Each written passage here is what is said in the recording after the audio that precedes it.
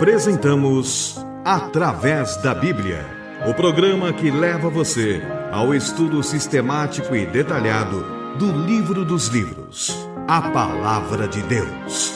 Estes estudos são de autoria do Dr. J. Vernon Magui e apresentados pelo pastor e professor Itamir Neves.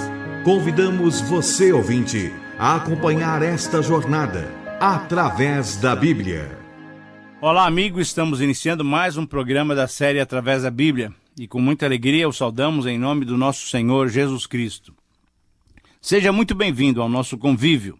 Estamos construindo uma trajetória especial de estudarmos a Bíblia toda, analisando os seus diversos textos, retirando deles lições para as nossas vidas serem mais agradáveis a Deus. Espero que esse objetivo seja um fator de motivação para você nos acompanhar em mais um tempo de estudo e meditação da Palavra do Senhor.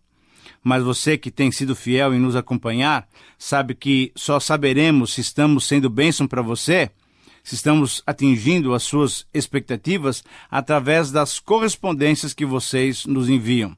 Foi isso que fez o nosso irmão PPR, irmão lá de Brusque, em Santa Catarina. Ele nos escreveu as seguintes palavras: Meus pais há muito tempo já ouviam um programa através da Bíblia com o pastor Davi Nunes. Gostaria de receber informações a respeito desse programa. Querido irmão, muito obrigado por suas palavras e muito obrigado mesmo pelo testemunho de sua vida familiar. Quanto ao pastor Davi Nunes, ele está se dedicando ao ministério pastoral lá na Paraíba, e coube a mim, pastor Itamir Neves, o privilégio de dar sequência a esses estudos tão especiais da Palavra de Deus. O nosso alvo é estudar a Bíblia toda num prazo de 5 anos. Assim, a nossa oração é que o Senhor nos abençoe e esses programas atinjam o objetivo de edificar o corpo de Cristo. Eu gostaria de convidá-lo agora, junto com os nossos demais ouvintes, nossos amigos, a colocarmos esse programa nas mãos de Deus. Vamos ter um momento de oração. Senhor, obrigado porque Tu nos ouves e porque temos acesso direto ao Senhor. Te pedimos, Senhor, ilumina-nos e capacita-nos pelo Teu Espírito para cumprirmos a Tua vontade. Conceda-nos, Senhor, esta bênção, pois Te pedimos tudo isso, não porque merecemos, mas em nome de Jesus. Amém. Fortalece a fé.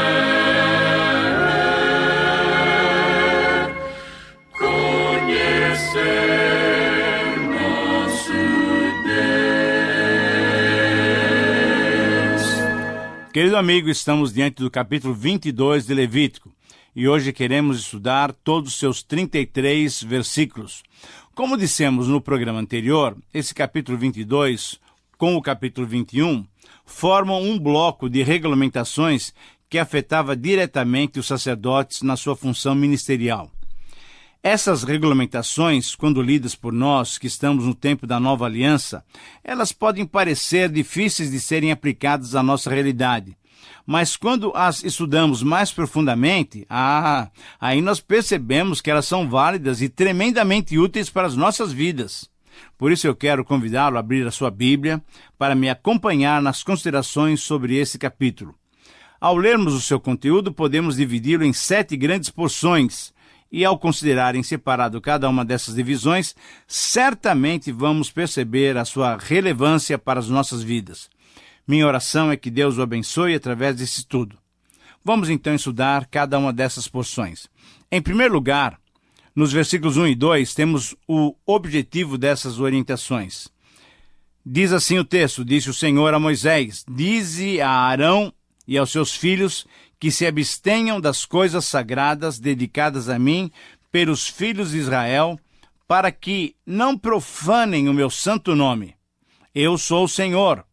Querido amigo, como é possível constatar-se nessa primeira abordagem, Deus está relembrando que, assim como os demais israelitas, eles, os filhos de Arão, também poderiam se contaminar.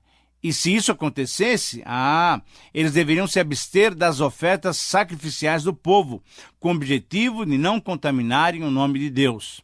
Até a porção que cabia ao sacerdote comer era santa diante do Senhor. Se um dos sacerdotes estivesse impuro, deveria abster-se das refeições cerimoniais. Em segundo lugar, nos versículos 3 a 9, temos a proibição da participação do sacerdote contaminado nas ofertas sagradas. O texto diz assim: dize-lhes, todo homem que entre as vossas gerações, de toda a vossa descendência, se chegar às coisas sagradas que os filhos de Israel dedicam ao Senhor, tendo sobre si a sua imundície, aquela alma será eliminada diante de mim. Eu sou o Senhor. Versículo 4. Ninguém da descendência de Arão que for leproso ou tiver fluxo comerá das coisas sagradas, até que seja limpo, como também o que tocar alguma coisa imunda por causa de um morto, ou aquele com quem se der a emissão de sêmen. Versículo 5. Ou qualquer que tocar algum réptil com o que se faz imundo, ou a algum homem com o que se faz imundo, seja qual for a sua imundície. Versículo 6. O homem que o tocar será imundo até a tarde, e não poderá comer das coisas sagradas sem primeiro banhar o seu corpo em água. Posto o sol, então será limpo, e depois comerá das coisas sagradas, porque isso é o seu pão. Do animal que morre por si mesmo, ou é dilacerado, não comerá, para com isso não contaminar-se. Eu sou o Senhor. E finalmente, o versículo 9, guardarão, pois, a obrigação que tem para comigo, para que, por isso, não levem sobre si o pecado e morram, havendo-o profanado. Eu sou o Senhor que os santifico. Muito bem, sobre esse texto, nós precisamos destacar alguns pontos. Primeiro ponto, querido amigo, a pureza e a santidade eram obrigatórias para todos os que ministravam ao Senhor. Portanto, qualquer sacerdote que estivesse impuro por qualquer razão não poderia exercer suas funções oferecendo sacrifícios ao Senhor, correndo o risco até dele ser eliminado do meio de Israel. Uma segunda observação, as razões da contaminação, elas poderiam ser as mais diversas possíveis. Lepra, fluxo, tocar em coisas imundas por causa de um morto, emissão de sêmen, tocar num réptil ou tocar num homem que estivesse impuro. Na verdade é o seguinte, por todas essas razões, o sacerdote poderia ficar impuro até a tarde, até o pôr do sol, e ele não poderia se alimentar das ofertas sagradas até que se banhasse em água. Mas ainda, no versículo 8, um outro detalhe dessa regulamentação foi destacado. Do animal que morreu por causas naturais, ou que fora dilacerado, isto é, fora morto por animais selvagens, os sacerdotes também não deveriam comer para não se contaminarem. Uma terceira observação é que essa regulamentação deveria ser atendida corretamente para que eles, os sacerdotes, não sofressem as consequências do seu pecado. As leis de santidade e pureza eram as mesmas para os sacerdotes e para o povo, e tinham consequências muito severas. Quem descumprisse essas leis, quem não obedecesse às obrigações para com Deus, olha, ele seria morto, seria executado, pois estaria profanando a lei divina. Quem queria essa obediência restrita era o Senhor, que os santificava. Em terceiro lugar, agora, nos versos 10 a 16, temos a proibição da participação de outras pessoas que não familiares dos sacerdotes nas refeições cerimoniais. É um texto longo, mas eu quero que você preste atenção. Acompanhe-me nessa leitura. Capítulo 22, versículo 10 de Levítico. Nenhum estrangeiro comerá das coisas sagradas. O hóspede do sacerdote, nem o seu jornaleiro, comerão das coisas sagradas. Mas, se o sacerdote comprar algum escravo com seu dinheiro, esse comerá delas. Os que nasceram na sua casa, esses comerão do seu pão. Versículo 12. Quando a filha do sacerdote se casar com o estrangeiro, ela não comerá da oferta das coisas sagradas. Mas, se a filha do sacerdote for viúva ou repudiada e não tiver filhos, e se houver tornado à casa do seu pai como na sua mocidade, do pão do seu pai comerá, mas nenhum estrangeiro comerá dele. Versículo 14. Se alguém, por ignorância, comer a coisa sagrada, ajuntar-se-lhe-á a sua quinta parte e a dará ao sacerdote com a coisa sagrada. Não profanarão as coisas sagradas que os filhos de Israel oferecem ao Senhor. Versículo 16, pois assim os fariam levar sobre si a culpa da iniquidade comendo as coisas sagradas. Sabe por que tudo isso, querido amigo? Porque eu sou o Senhor, disse o Senhor, que o santifico. Querido amigo, através desses versos, temos uma definição de quais os parentes dos sacerdotes que poderiam participar desses alimentos sacrificiais.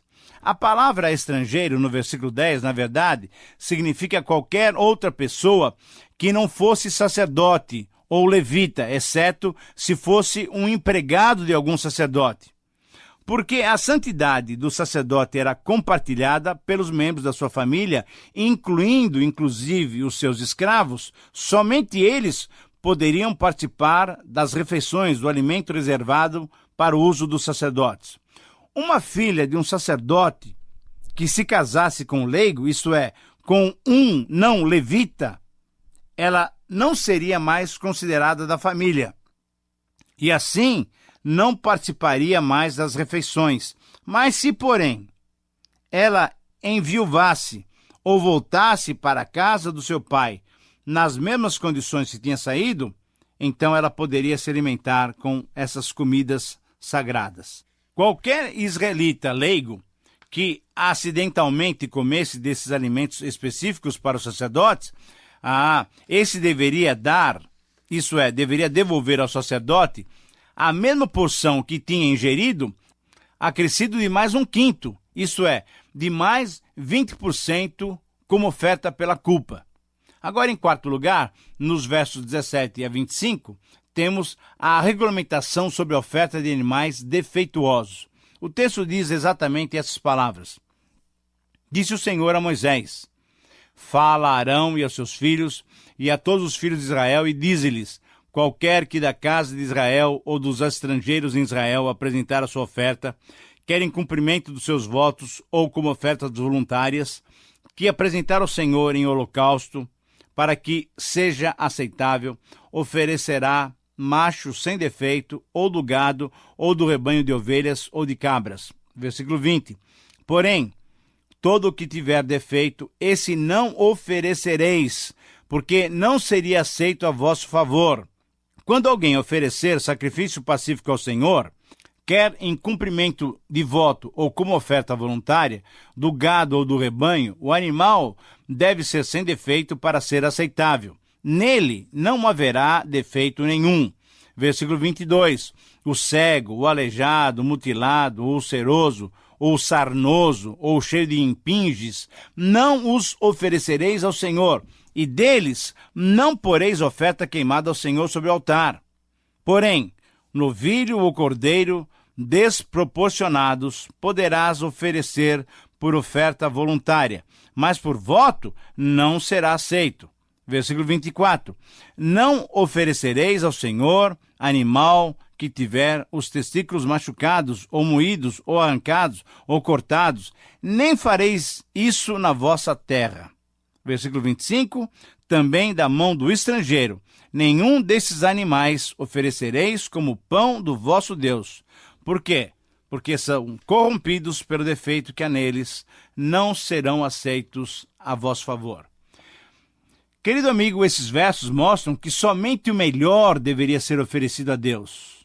Nós vamos verificar isso posteriormente, lá em Malaquias, capítulo 1, versículo 8.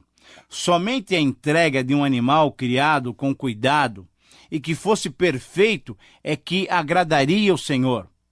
A entrega de um animal defeituoso em sacrifício a Deus, isso sabe o que... Olha, isso era uma demonstração de uma falta de seriedade do adorador.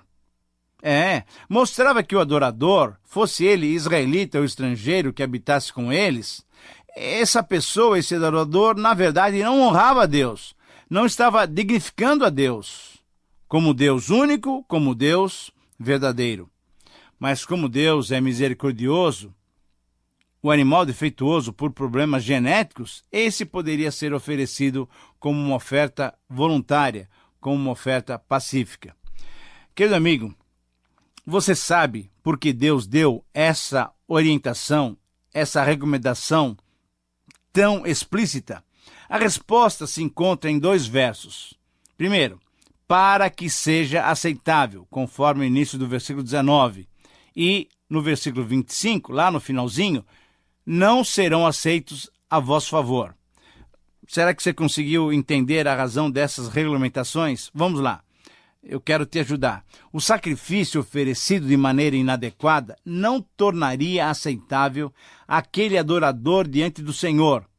E se também os animais fossem imperfeitos, eles não seriam aceitos em favor desses adoradores. Então, mais uma vez, temos que repetir essa frase. O que fazemos para o Senhor deve ser o melhor, deve ter a melhor qualidade. Agora, em quinto lugar, nos versos 26 a 28, temos a proibição do sacrifício de animais muito novos.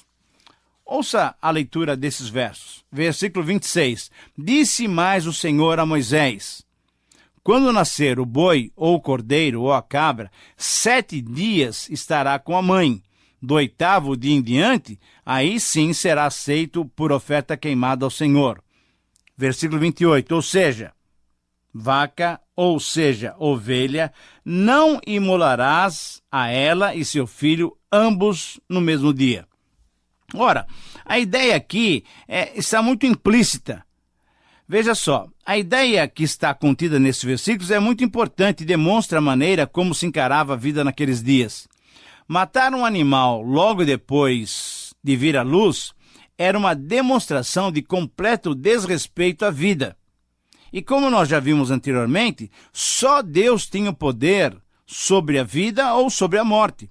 Alguns estudiosos entendem que essa ordenança tinha um caráter até humanitário para com os animais, mesmo se tratando de animais. É exatamente isso. Outros entendem que a razão dessa ordem era deixar clara a diferença entre a vida e a morte.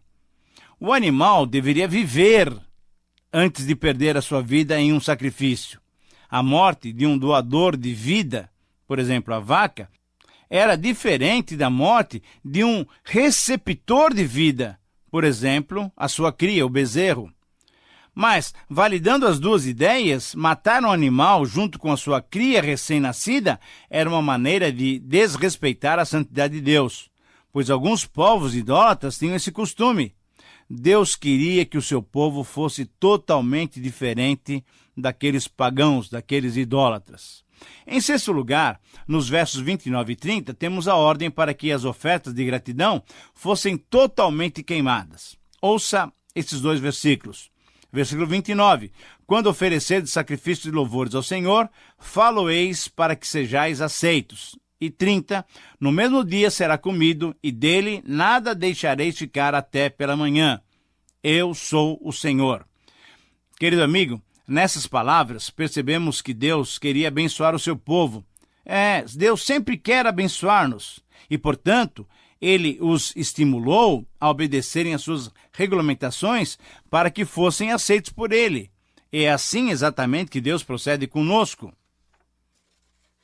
E a ingestão da comida, então, naquele mesmo dia, fazia lembrar das instruções sobre a Páscoa, que deveria ser comida no mesmo dia, e que lembrava que o Senhor era o Senhor libertador de Israel. Em sétimo e último lugar, nessas considerações, nessas divisões que fizemos no capítulo 22, nós vamos ler os versículos 31 a 33.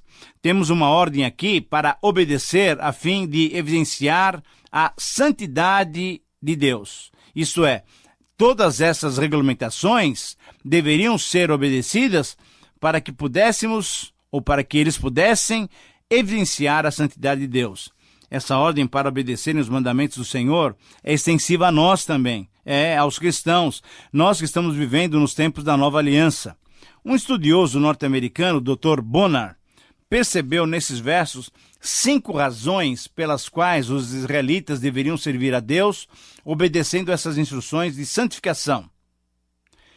Olhando para os capítulos 21 e 22 de Levítico, ele encontrou então 5 razões que foram apresentadas por Deus e são extensivas também a nós, os cristãos.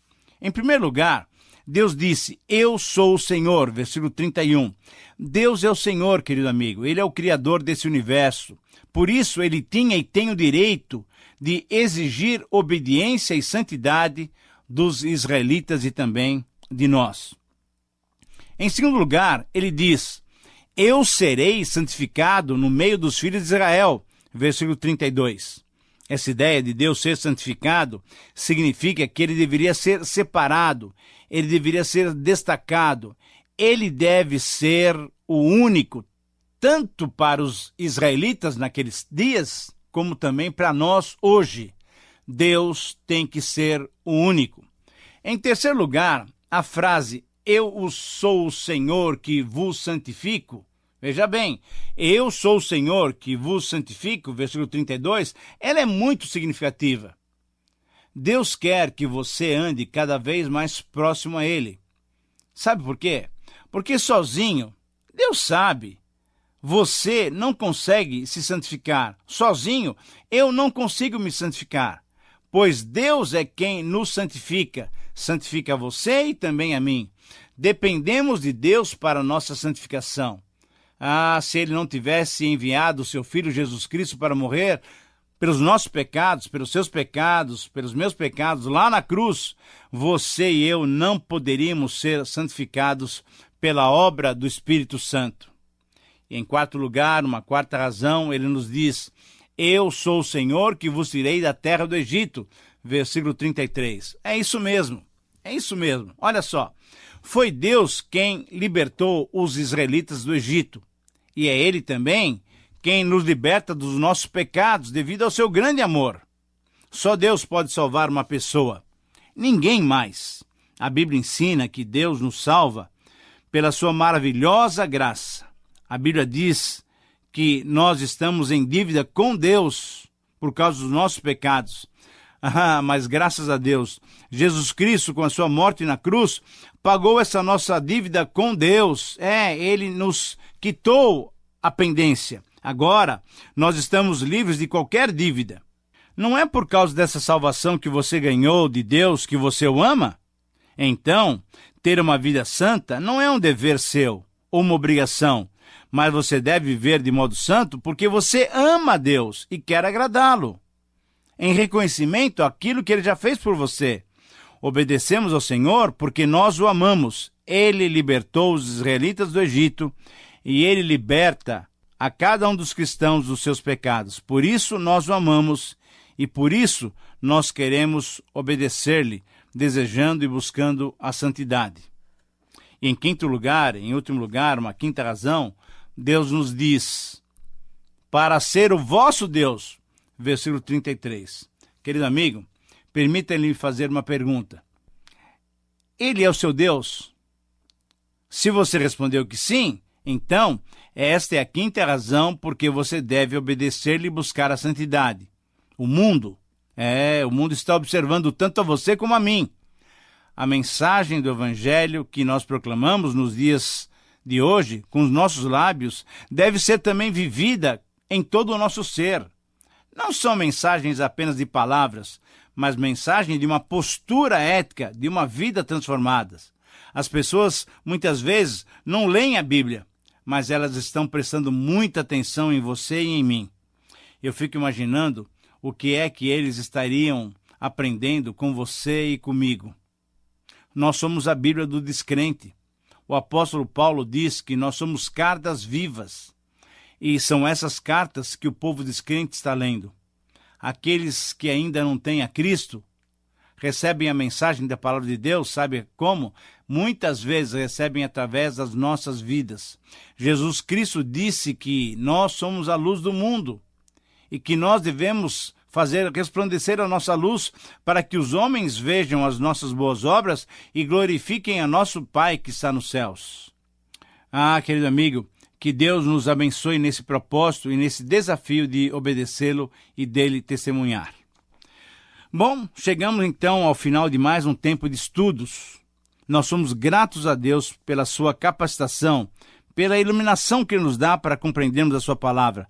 Mas nós somos gratos também a você pela sua sintonia, pela sua companhia, pela sua comunhão.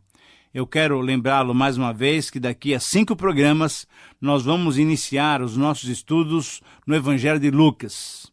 Vá se preparando, tente formar um grupo de amigos, de parentes, de irmãos da igreja para juntos estudarmos esse precioso Evangelho. Um forte abraço e que Deus te abençoe.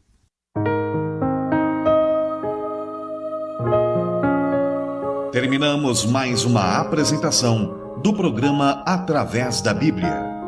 Esperamos que você nos escreva, dando a sua opinião sobre o que ouviu. O nosso endereço é Caixa Postal 18.300, CEP 046-26970, São Paulo, capital. Ou pelo e-mail atravesdabiblia@transmundial.com.br. Este programa foi produzido nos estúdios da Transmundial.